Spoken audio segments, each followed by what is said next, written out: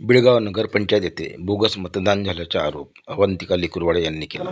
बिळगाव नगरपंचायतच्या निवडणुकीदरम्यान बिळगाव नगरपंचायतमध्ये 3,500 ते 4,000 बोगस मतदान असल्याचा प्रकार उघडकीस आला आणि वारंवार ते बोगस मतदान याद्यातून बदलून घेण्यात यावे म्हणून आम्ही लेखी तक्रारी केल्या, परंतु त्या तक्रारीला कचऱ्याची टोपली दाखवण्यात आली आणि बोगस मतदानाच्या माध्यमातून बिळगाव नगरपंचायत जिंकण्याचं षडयंत्र भाजपाच्या सत्तेतील मोठमोठ्या नेत्यांनी केलं आणि त्याला उलटून काढायसाठी म्हणून आम्ही त्याचा बारीक अभ्यास करून त्याप्रमाणे आमच्या याद्यांवर बोगस मतदान हे हायलाईट केलं आणि आमच्या प्रत्येक प्रतिनिधीने काहीही झालं, प्रत्येक उमेदवार आणि उमेदवाराचा प्रत्येक प्रतिनिधी यांनी प्रण केला की यावेळी आम्ही भाजपाचा बोगस मतदानाने निवडून येण्याचा डाव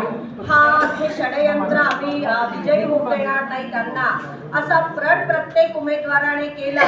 मैदानात निष्पक्ष लढाई झाली पाहिजे आणि त्यामध्ये ट्रान्सपरन्सीमध्ये पारदर्शक लढाईमध्ये जो काही जिंकेल, मग आमचा विजय झाला तरी आम्हाला मान्य आहे आणि आमची हार झाली तरी आम्हाला मान्य आहे, परंतु कुठील कट कारस्थान करून भाजपाला विजयी होऊ द्यायचं नाही, हा प्रण आम्ही सर्वांनी केला। आणि त्या प्रकारे 2 डिसेंबरला त्यांचं जे बोगस मतदान होत होतं त्याला आळा घालण्यासाठी आमचे प्रत्येक प्रतिनिधी आणि उमेदवार सैनिकाप्रमाणे आणि सेनापतीप्रमाणे सज्ज झाले आणि त्यांनी ते बोगस मतदान वापस पाठवलं।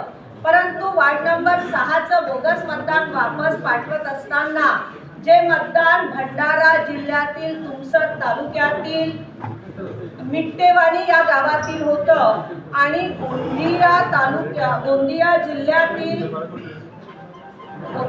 तिरोडा तालुक्यातील जमण्या या गावचं देखील मतदान होतं, परंतु ते आम्ही होऊ दिलं नाही आणि मिट्टेवाडीचं मतदान झालं। तर अशा प्रकारे या मतदानाला परत पाठवलं असता भाजपाचा शहरातील एक पदाधिकारी आणि तो पदाधिकारी आहे की गुंडे, ही शंका आम्हाला आहे।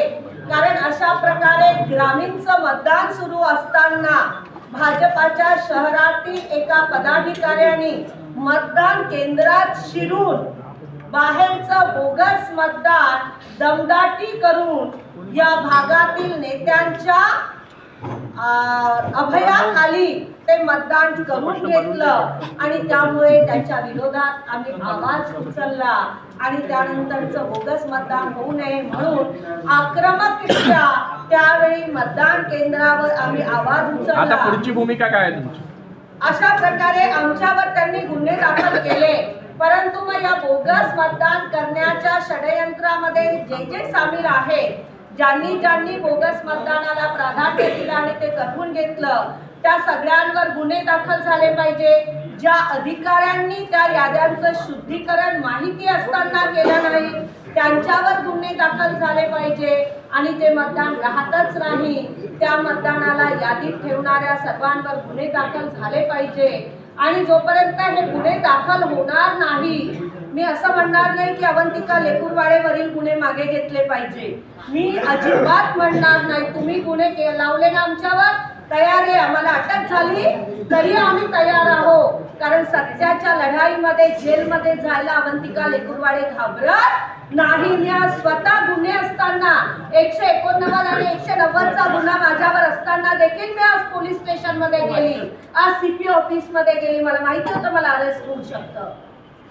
परंतु अरेस्ट व्हायला मी घाबरत नाही। माझ्यावरचे गुन्हे मागे झाले पाहिजे ही माझी मागणी नाही, तर ज्यांनी गुन्हे केले त्यांच्यावर गुन्हे दाखल झाले पाहिजे। आणि अशा प्रकारे जर दडपशाहीची भूमिका भाजपाची असेल तर ती चालू देणार नाही, रस्त्यावर उतरल्याशिवाय राहणार नाही। आतापर्यंत शांतीने झालं, आता क्रांतीने होईल। हमारी खामोशी को कमजोरी समजने की जरूरत ना कर, याच्यामध्ये आज काँग्रेसचे सगळे कार्यकर्ते उतरलेले आहे, हेच या प्रसंगी सांगतो। ठीक आहे, धन्यवाद।